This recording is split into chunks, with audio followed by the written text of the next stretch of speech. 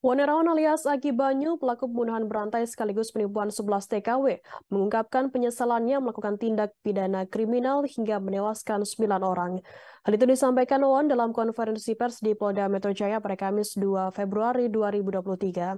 Saat ditanya apakah menyesal melakukan pembunuhan terhadap banyak korban, Wawan menjawab dirinya menyesal. Namun tak tersirat raut wajah penyesalan dalam diri Wawan. Kepada awak media, ia mengaku ingin bertaubat yang menyesali perbuatannya yang menipu dan menghilangkan nyawa 9 orang korban. Wan kemudian ditanya soal apakah sudah ada permintaan maaf darinya kepada keluarga para korban. Pria yang menjelma sebagai Aki Banyu ini kemudian langsung mengucap permintaan maaf kepada keluarga korban di depan awak media. Tanya kepada keluarga korban, Wan juga meminta maaf kepada calon korban yang juga telah ditipunya hingga rugi ratusan juta rupiah. Ia mengaku hilaf melakukan hal tersebut.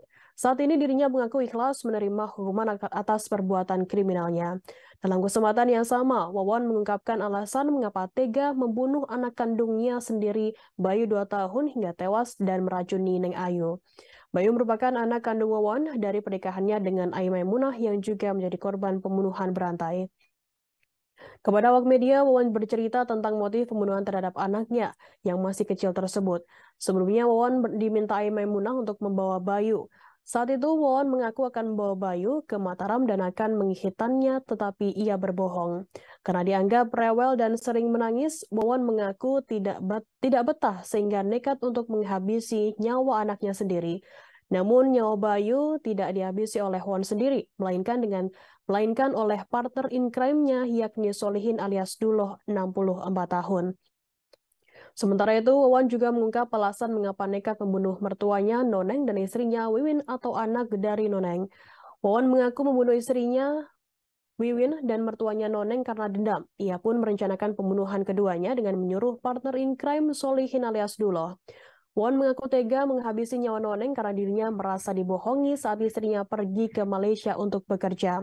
Selama 6 tahun bekerja di negeri jiran, Won diberitahu Noneng jika istrinya tidak pernah mengirimkan uang. Padahal sang istri selalu mengirimkan uang. Kemudian pengakuan Noneng soal pengiriman uang tersebut ditanyakan oleh Wawan ke Wiwin secara langsung. Selain persoalan uang, Wawan mengaku adanya dugaan orang ketiga dalam rumah tangganya, sehingga membuat ia dendam dan akhirnya menghabisi nyawa Wiwin dan juga Noneng. Kala itu Wiwin yang pulang dari Malaysia menemui laki-laki yang berasal dari Batam.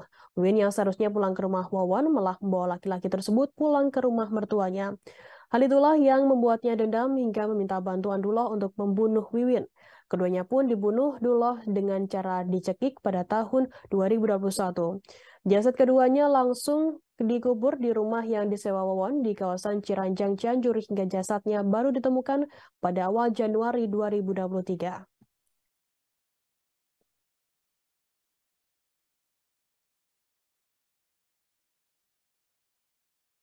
Nyesel nggak udah ngebunuh banyak orang? Ya nyesel Pak.